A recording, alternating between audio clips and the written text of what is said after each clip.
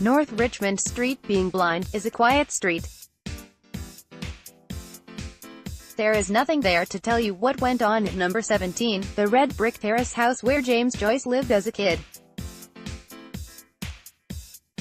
Round the back there is a courtyard garden, where Joyce spent happy hours batting against his brother John. I remember having to bowl for him for perhaps an hour at a time. John wrote, I did so out of pure goodness of heart since, for my part, I loathed the silly, tedious, inconclusive game. James was a useful bat and eagerly studied the feats of Ranji and Fry, Trumper and Spofforth. Years later, he threaded the four of them into the text of Finnegan's Wake. It was the week for old stories about Irish cricketers. There is another about Samuel Beckett, half-true, about how, when he lived in Ussy-sur-Marne, he would drive the neighbor's boy to school in his convertible. The kid was so big he couldn't fit in the bus seats. When he grew up they called him Andre the Giant. I asked Andre what he and the famous author talked about when they were together, wrote Carrie Elwes. Mostly cricket, Andre recalled. Beckett opened the batting and the bowling for Trinity College. He had a first-class batting average of 8.75 and, just like Joyce, he never lost his taste for it. Funny to think these great men had the same daydreams as the rest of us. Joyce and Beckett are two famous members of the small band of Irish Test match fans.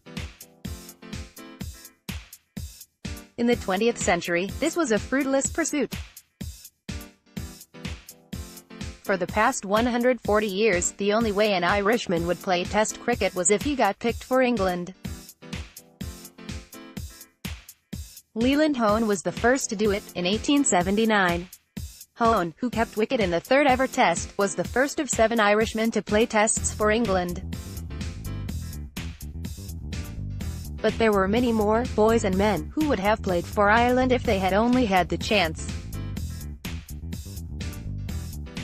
Men like Tom Ross, who took 9 for 28 against South Africa, and Dougie Goodwin, who took 5 for 6 against West Indies in that famous game at Sion Mills.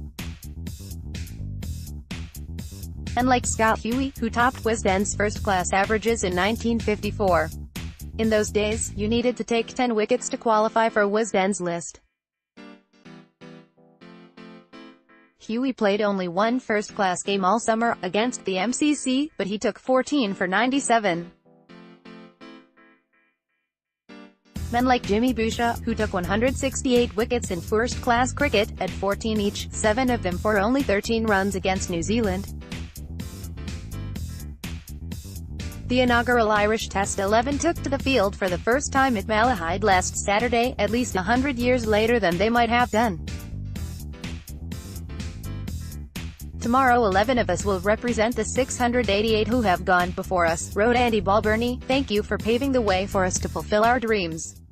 Malahide came as a sweet relief for an Englishman, upwind from Colin Graves' Radnor-esque blather and the ECB's steaming pile of fresh tactical dimensions. Graves, 70, was at it again on Monday, pontificating on the BBC about what the younger generation want.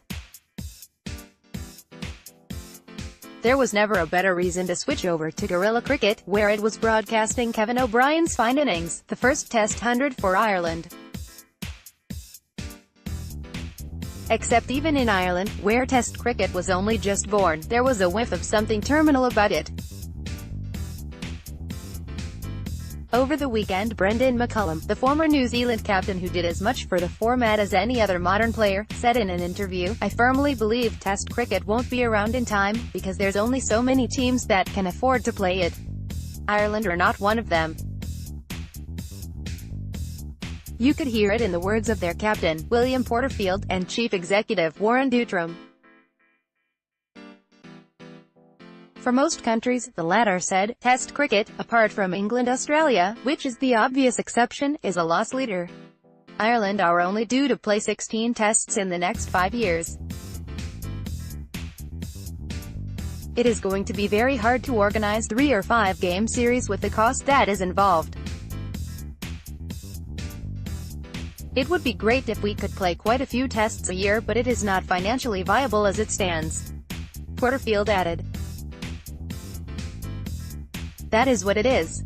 For all our romantic blarney about what Test cricket means to the Irish, Porterfield's blunt truth is that the chance to play the game is just a bonus that came along with full membership of the ICC, which Ireland were finally granted last year.